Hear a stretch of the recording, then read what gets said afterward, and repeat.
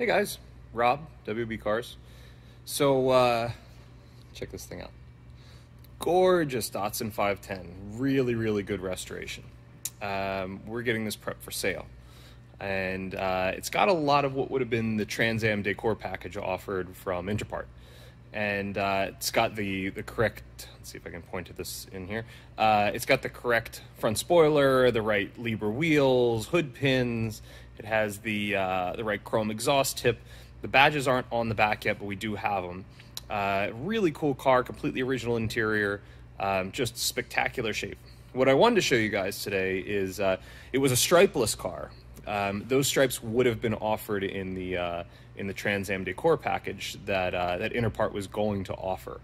They never actually wound up offering it, so this car is a bit of a tribute to the package that they would have offered.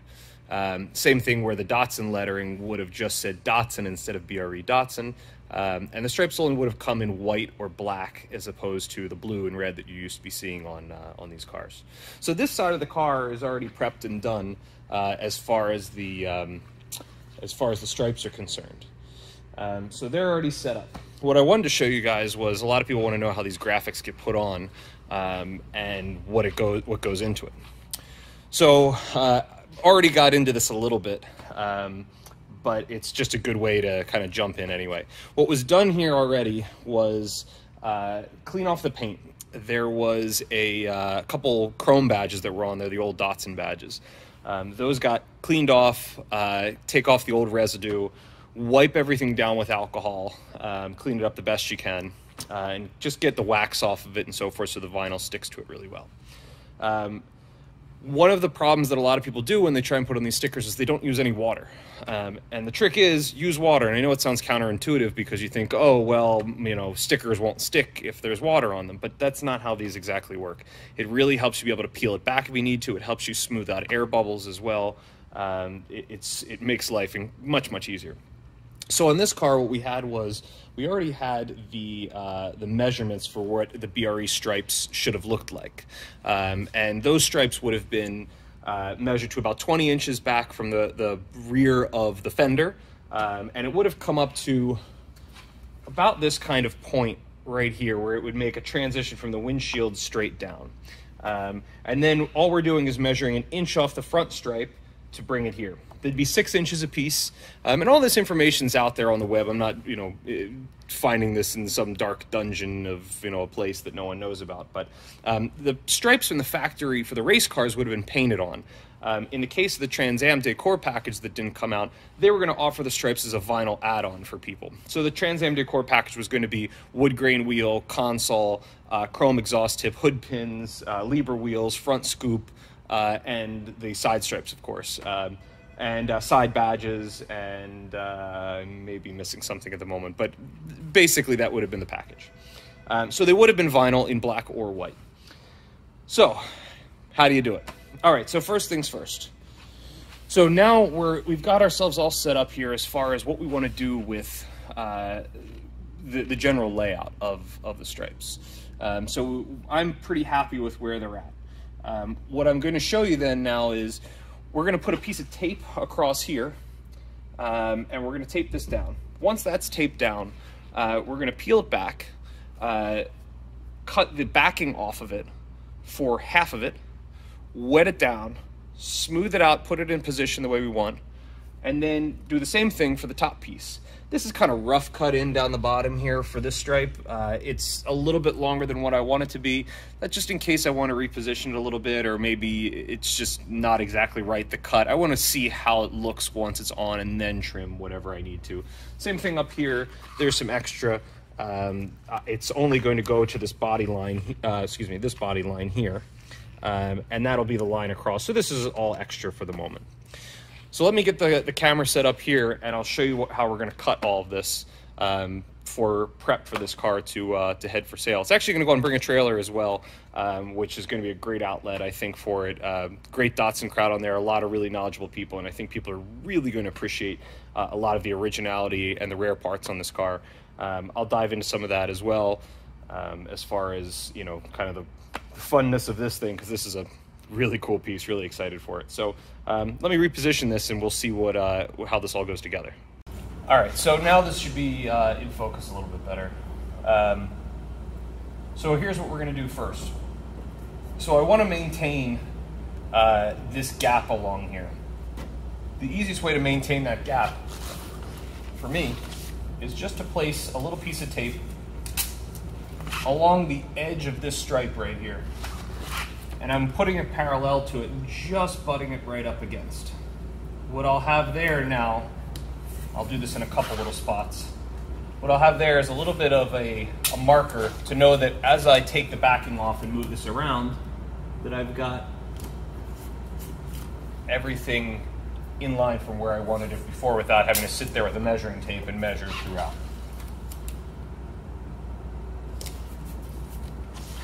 So that should give me a fairly decent line. Now all these pieces of tape are lined up with the edge right here. Next thing I'm going to do is actually put a piece of tape across. I'm going to actually move this piece of tape out of the way.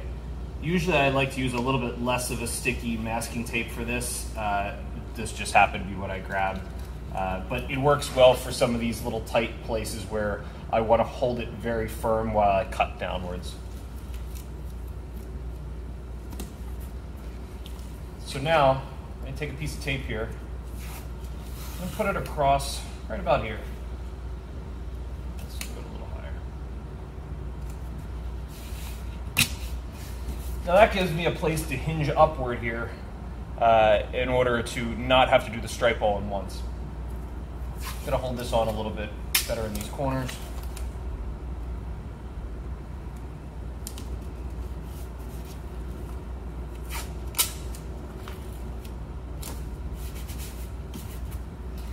So now, I'm going to pull up the bottom here. I may actually have to sit on the floor, which is quite okay.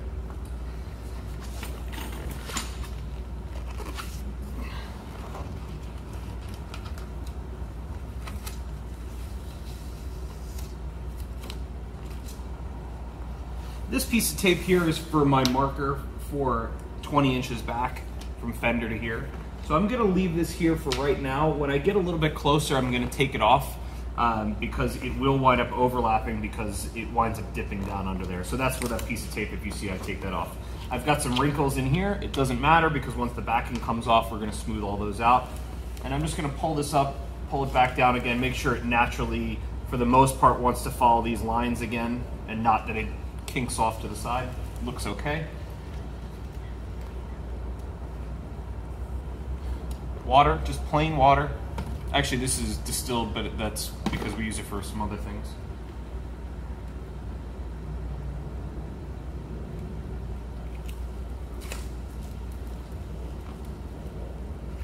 Now what I do just to make my life a little bit easier here is I pull this up like this. And you could do it where you do it that way if you wanted to. I don't think it matters very much, but we'll do it the way I usually do it, which is just I'm gonna bring it up here, steal one of those pieces of tape I was using prior, and just on the very edge that I know I'm not gonna use, I'm just gonna hold it up there for a second. This piece can go away. You can either use scissors or a razor blade. Let's just use razor blade for right now. This, toss. Now our water.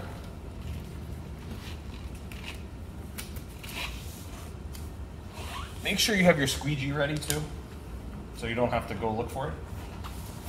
And now we're just, don't be afraid of getting water on it. You can even spray the car if you want. Now what I like to do is, some people like to pull all the way down and get their bubbles out afterwards. What I like to do is I like to put a little tension on the middle of it, and then I like to start in the middle and work my way outwards from it. And so what I do is I come down a little bit in the middle, and then I come over, and then I come over on the other side, and then I repeat that. Down in the middle, over on the side, over on the side, down in the middle, over on the side, over on the side. My lights just went off. Down in the middle, over to the side, over to the side. And we keep repeating this. By the way, the lights are on a timer. very frustrating at moments. Down in the middle, and just still repeating this. I'm maybe a 32nd of an inch off of that, which is okay. That angle shouldn't matter too much. And if you see that you have a couple little small bubbles here, don't worry about it yet. That will get out. If you see you got a really big bubble going, then you may want to peel back a little bit and address it.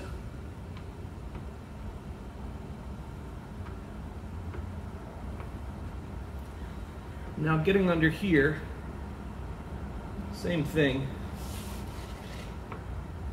As you get those angles, just keep them going. And I'll explain in a second what we're going to do with the door jamb.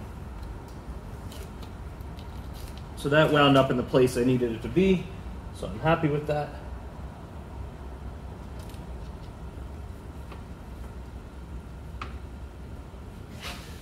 So, let me turn on the lights. Well, let me finish this and I'll turn on the lights. So there's a few bubbles. Actually, let me turn on the lights.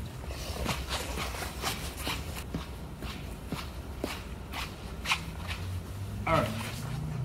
So, there's a few little bubbles here, and that's what the best part about the water is. There's a little bit of a gap here, and what we're gonna do is just start here. This is a 3M rubber squeegee. These things are fantastic. Credit cards work, anything firm really works, but I like these rubber ones because they bend a little bit. So I've got a little bit of a crinkle in here, and I'm just gonna start smoothing that out, like so. Some of that is actually from the paper, so I'm not gonna go crazy there. There's a little bit here. And I'm putting, you know, a little bit of pressure on this. I'm not, you know, just don't be light about it. We wanna get the bubbles out. And what happens is the water comes out too as you squeegee it. So if you're wondering where does the water go and how does it dry, part of what's happening is you're squeegeeing out some of the water. And sometimes you hear this noise that kind of sounds like you're ripping something, and the rip is actually the water just ever so slightly lifting the vinyl as you push it out, and you're pushing the vinyl back down again as the water bubble goes by. So this actually came out really nice. There's maybe one little bubble I want to get out yet. And you'll see as you're accomplishing it, the water comes out on the side. So I'm pretty happy with where this is sitting right now. What I'm going to wind up doing is cutting the jambs. I'm going to wait a second before I cut the jambs to let it set up a little bit. And in the meantime, we're going to do this top piece. So same thing as before, except our hinge now is actually the stickiness of the vinyl below. So what we can do is we can pull off some of this tape and put on prior. Always remember to pull your tape back, fold it back, and then pull back at an angle like so. If you pull outwards, the vinyl will want to lift off, it'll stretch a little bit. It'll work out still, but it's good practice, especially when you're pulling from paint.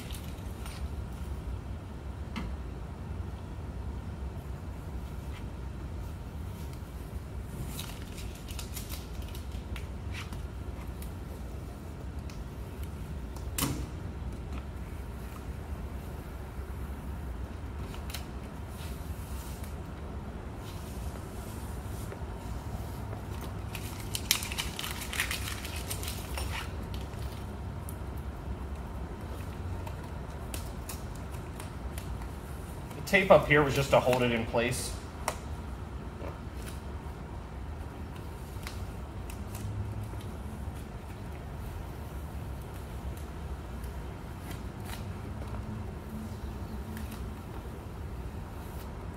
Now, same thing as before.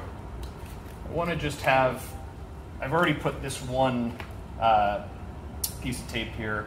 I'm just going to put one more up here. Again, just to keep my width the same. And you can check it as you go along. Yep. So this is going to have to get tucked under here a little bit, just a hair as I come up.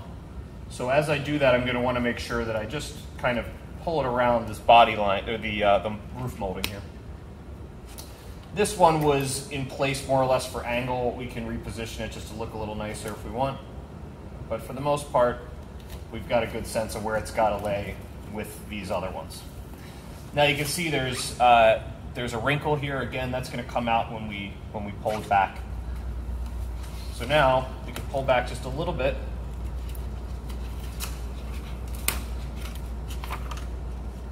And because I'm a little bit long here too, I don't mind if I have to grab the vinyl and get fingerprints and such on it.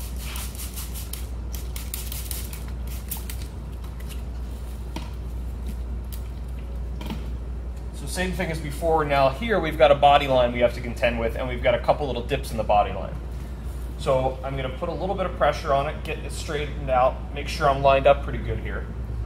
And I'm going to, same thing as before. Sometimes I actually like to do a pushing method. Sometimes I like to do a pulling method. It kind of tells you what it wants. Try both and see what it likes.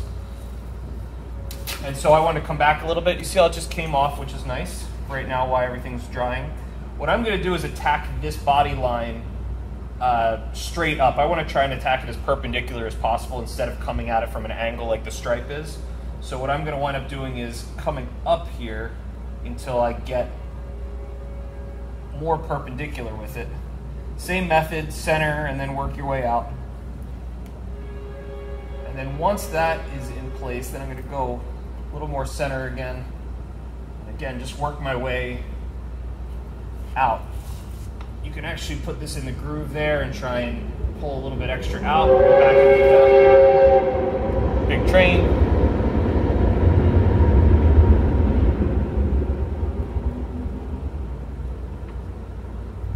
Make sure the car is nice and cool when you do this.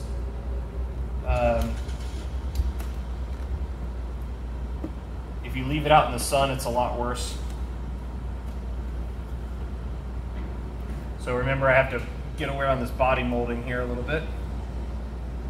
And I'm just going right over the fender and door jambs right now. So I just stuff that behind, and now I'll start working my way up here. When I get to this body line, I'm trying to just kind of stop here at the body line, at this line here, because I don't want to go up too high on one side first. I want to attack this body line kind of all at one time.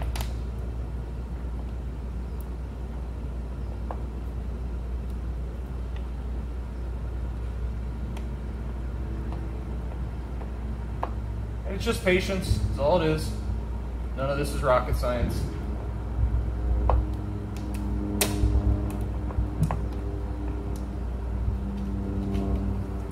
Now, like I said, we're only gonna go to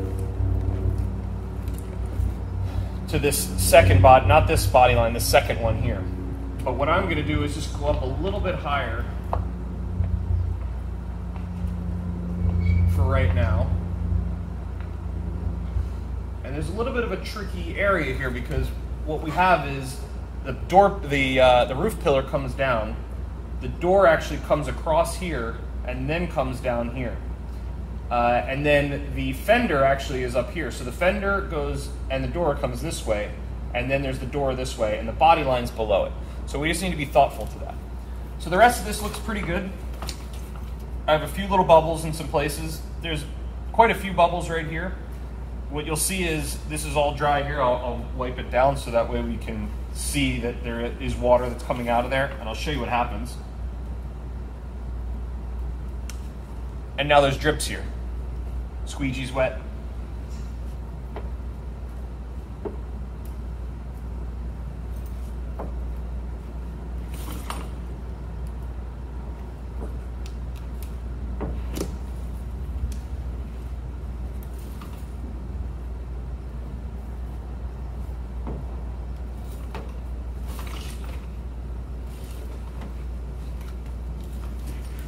Now the bubbles in the middle are quite a bit easier when you have the door jamb right there, because you can just squeeze it right through the door jamb.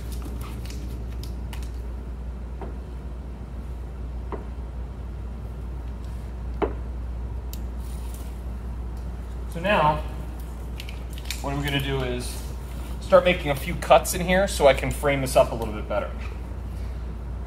So we won't need this anymore.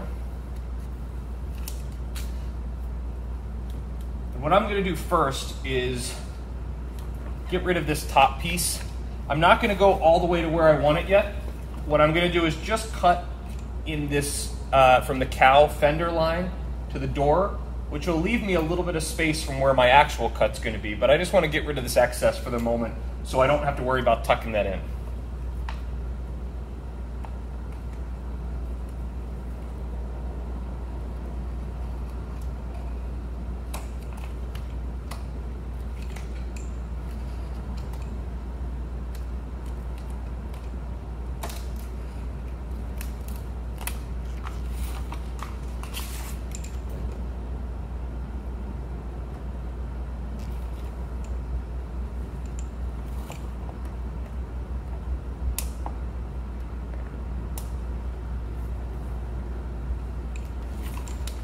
Next thing I want to do, just saw a little bubble down there.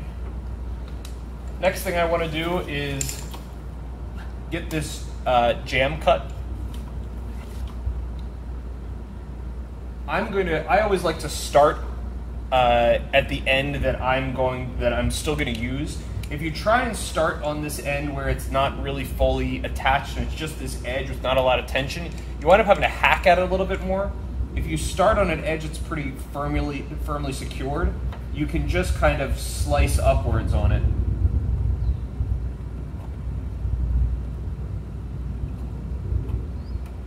Like that, where I didn't really have to hack at it. So now I've got that split, which allows me to start forming this a little bit better on the edge.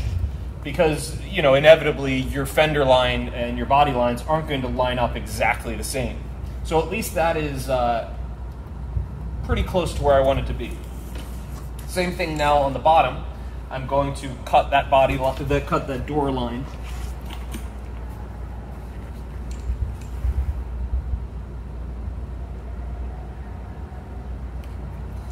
So now again, since I've cut that, I'm going to push down just a bit.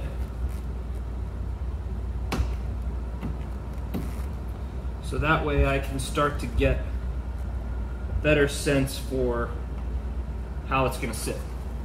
And we're looking pretty good right there. So, I'm comfortable with how this is sitting. It's looking pretty good. The next thing I want to do is find my tape. And maybe I want to get this in a little bit closer for you. All right, well, you won't see my smiling face here anymore, but I apologize ahead of time. So,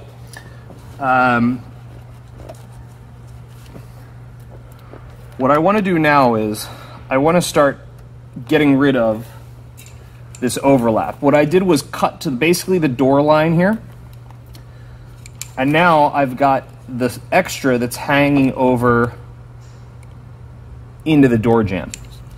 So what I'm going to do is I'm going to take a piece of tape, just about as long as the seam, and I'm going to line it up basically on the body line.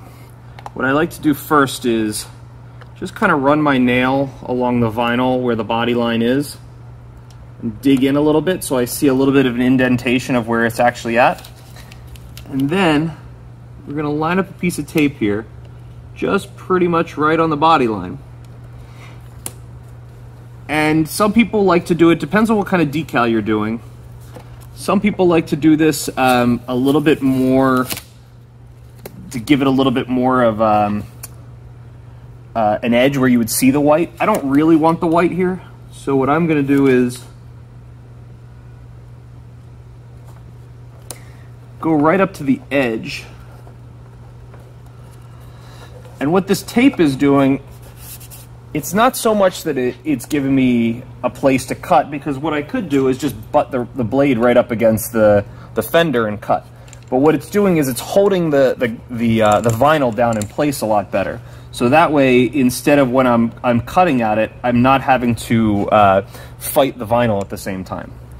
So now what I'm going to do is, same thing as before, just very lightly start getting that blade in there. Once the blade starts its path, it usually starts going pretty well.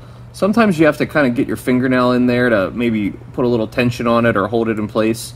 But generally speaking, it moves pretty decent once you've started it, especially once you can get a finger in there and to hold it and put a little pressure on it.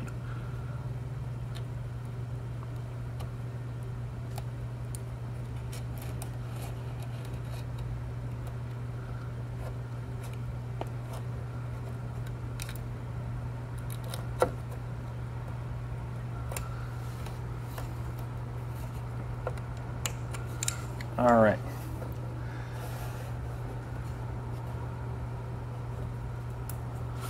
So I'm actually okay with maybe cleaning this up just a hair better. Actually, that looks pretty good. This end right here, I'm okay with cleaning up a little bit more. Sometimes as you're doing it, it wants to fold in on itself, so you just have to figure out an angle that it likes. And trying a fresher part of your blade can work too.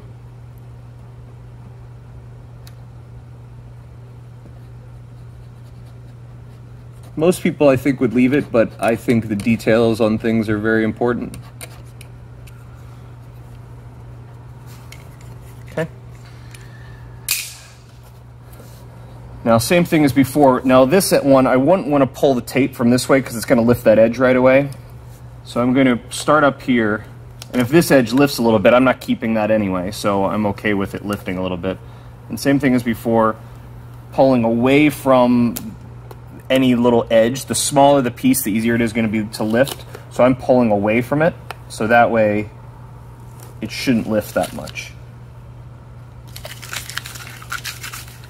You can reuse your tape. In fact, I do it often.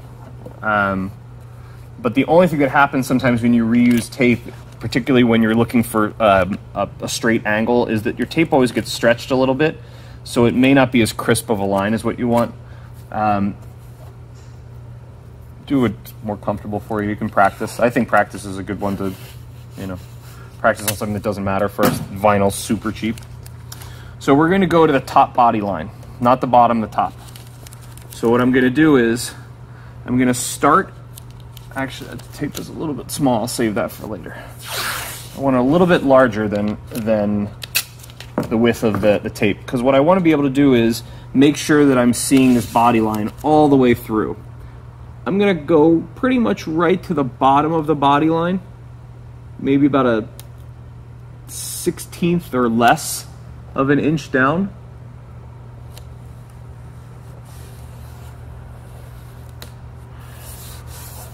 And now what this is my cut angle. And I'm just going to use this as a guide. With a razor blade, what's nice is you can sit it right against the tape, and as long as you're not fast and you don't try and be too aggressive, you'll wind up getting a nice straight line out of it. Now the goal is, and this takes a little bit of practice, you only want to cut the vinyl. Don't dig in. If it takes you 2 passes, let it take 2 passes, but light pressure. You'll feel when you're cutting the vinyl, and the first time you start doing this, you'll feel when you go, oh, the texture changed. Just light pressure. You don't need a ton of it. This stuff isn't, made out of concrete or anything. And I'm just following the tape.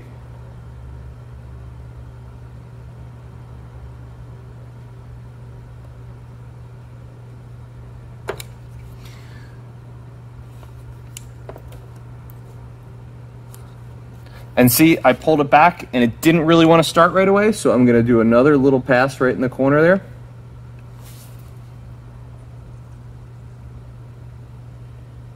And that felt like it took a little bit nicer, so let's see. And if you feel it start to give some resistance, stop. Because if you keep pulling, what will wind up happening is you'll stretch a little tiny part of the vinyl. If the blade just kind of skipped over, and it left a little dot of vinyl there, it will pull the vinyl. So go back, make another little pass where it feels like it doesn't have any resistance, and go nice and slow. Again, if you feel resistance, then let it go. So, one down, one more to go.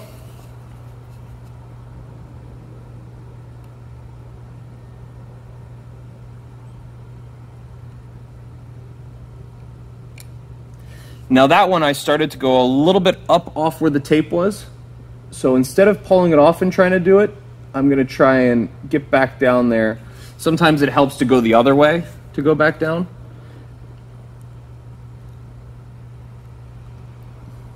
And I mean, I'm talking about like a 64th of an inch I just went off of that. I mean, if that.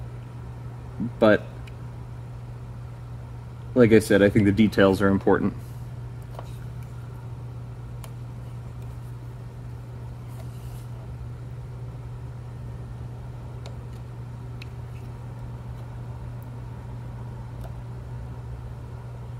Now I just felt a little tension right there, and I can see it's not cut all the way.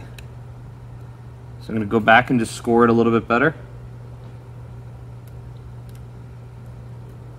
All right, I still have that little tiny bit. God, it's pretty much not even there.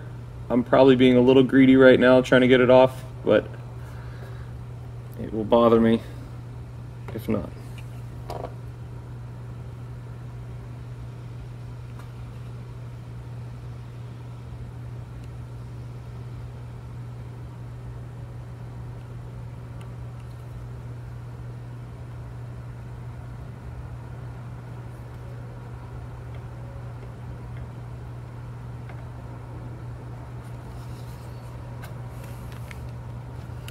Maybe just add another hair. I hate being greedy about it. Especially because it's such a small detail, but all right, that makes me happy. All right, so same thing as before. We're going to pull back here. And I don't want to get that corner first. What I want to do is kind of pull up this way first.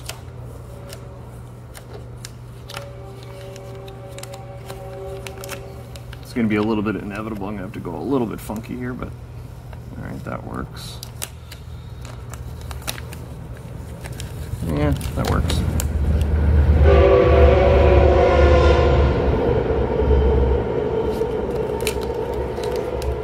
And remember, there's still water that's drying under here, and especially in this edge where I haven't squeegeed everything out yet.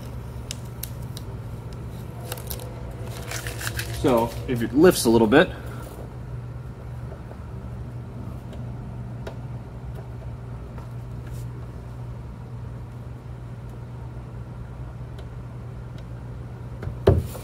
all right, that's looking pretty good.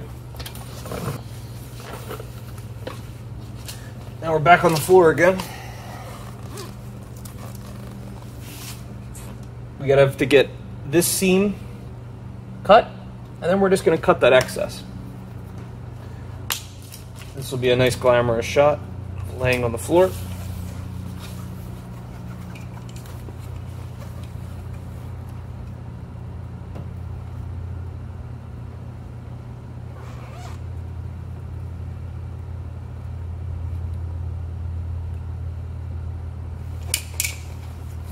Probably will be better if I put some tape down on it. Sometimes you can get away with it, sometimes you can't. I'm just lining it up with just as the lip rolls over. The big issue is that if you try and get it to roll over with not a lot of vinyl on the other side of the lip, it's just not going to stick. So you have to cut it to a line. You have to find an acceptable line. If you cut it to just a tiny bit to roll over, it still won't work. It just won't grab enough. It'll only work when you're rolling over a larger area. A short area like inside the door, you basically just have to cut almost exactly right to the edge, just maybe a hair less.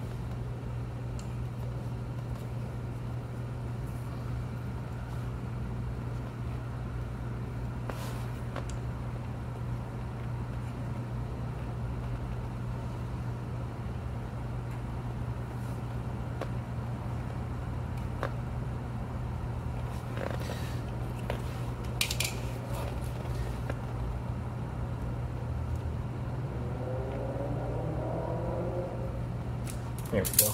I lost the edge of it in there.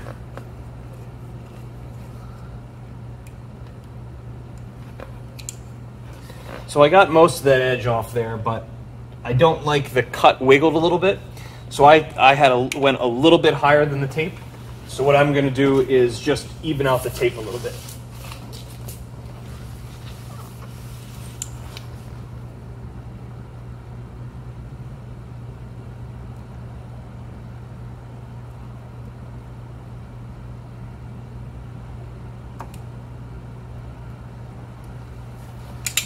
And so you know, we're talking about little tiny pieces here. We're not talking about large changes. And this edge will be cut just a little bit better. Yep, that's pretty good.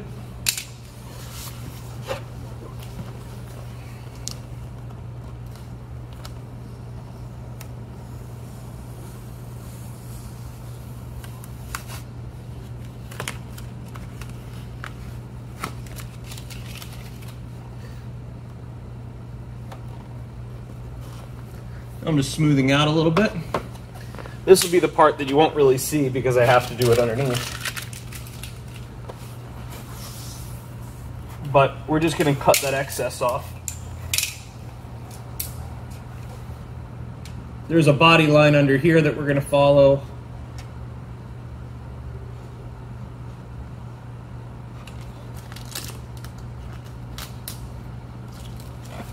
So there's just that extra.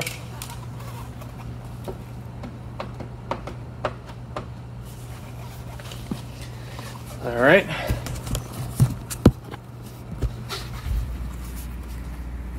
So now we've got the body line done under there. And see, there's one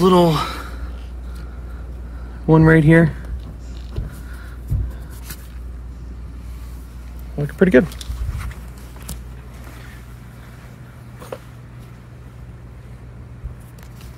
One more to go. You can see it's not really difficult. It's just time consuming, and not even that time consuming. What was that? Maybe 15 minutes, something like that. We've got 4 stripes to do, plus the Datsun font. The Datsun font, this is really cool. We got this from BRE. They still have the original stencils that the BRE race cars used. So this will wind up sitting right in the middle. Funny as it is with this font, and this is one of the things that can be a little bit frustrating sometimes, particularly when you're doing lettering or some other graphics, is the SUN is a different length than the DAT. So on one side, the proper position actually winds up cutting through the middle of the S. On this side, to center it on the 2 stripes correctly, you actually wind up having the T and the S splitting the difference, which is great. You don't have to cut the letter, but you wind up, from somebody who likes symmetry, you wind up kind of scratching your head and going, why? But they're different space letters, so you just kind of have to live with it. So let's talk about the car a little bit too. I guess let me switch it around again. So this thing is just super, super, super cool. I can't even tell you. I can't open this door right now because I've got the stripes hooked up. But these Libra wheels are on original period Goodyear tires, which is super cool. It's exactly the way it would have appeared in the Interpart catalog. The restoration on this is just utterly fantastic. I apologize, it's a little bit dirty right now. But the interior here, completely original interior. The mats are the original mats, and they even have, this is something that I really enjoy. It has the original little hooks on them that haven't been pulled out, which is fantastic. The correct BRE Trans Am knob. Bayside Breeze, although I don't smell it, it just smells like awesome original interior in here. The 25, or excuse me, the Datsun badge, the 2.5 badge, all original vinyl. I mean, the jams are perfect. Let's see if I can show you the underside of this a little bit, but I mean, it is just just a minty car. I wish I could show you the engine right now too, but the stripes are taped to it, but it is just, you could eat off of it. Let me see here, I'll show you the BRE.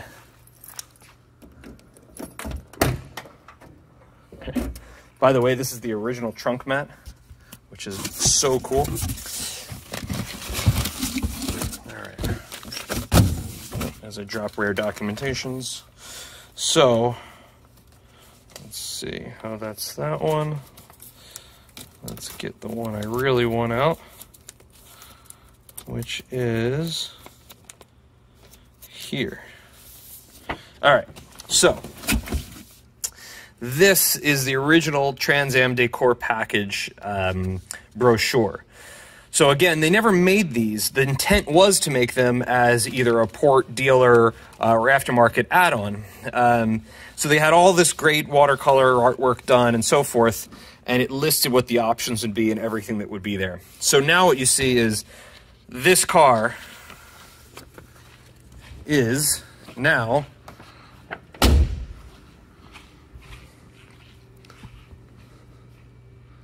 dun, dun, dun, dun, dun, dun, dun.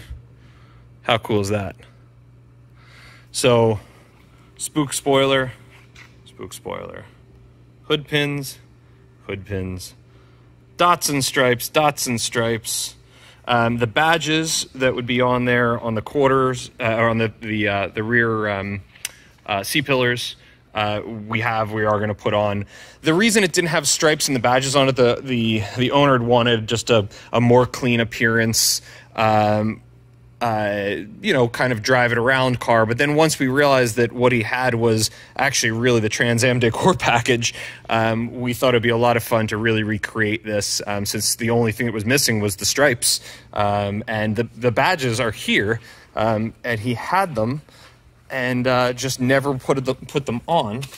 Show you those because they're pretty cool. So these are the badges that go on the back, and they're gonna go about right here. So it's a really nice way, and look, it's just got the old adhesive on it.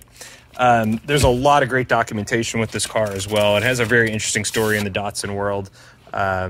It was unfortunately advertised by its prior owner. This is just dirt back there.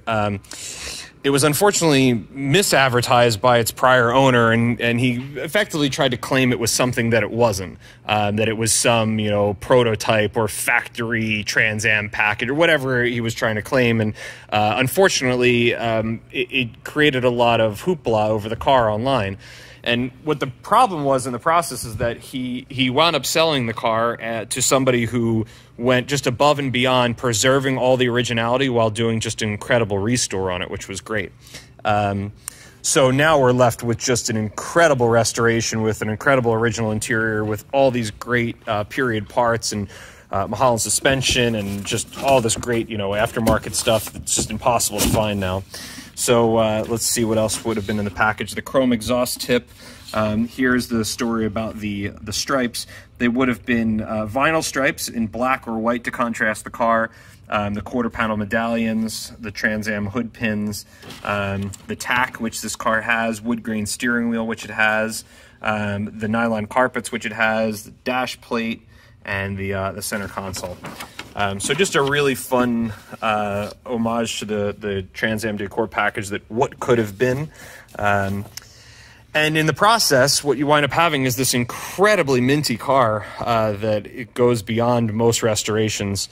Let's see, I don't know how much we'll be able to see here in the dark, but she's as minty underneath as she is everywhere else. And I think the only thing left to say then is keep an eye out on Bring a Trailer. She'll be coming soon. The other stripes will be done soon. There's not a lot of cleanup on this car that we're going to have to do at all, which is just fantastic. You know, we'll clean it up just to show off the best pieces of it, but overall, it was just such a thoughtful build, thoughtful restoration, and just gobs of originality.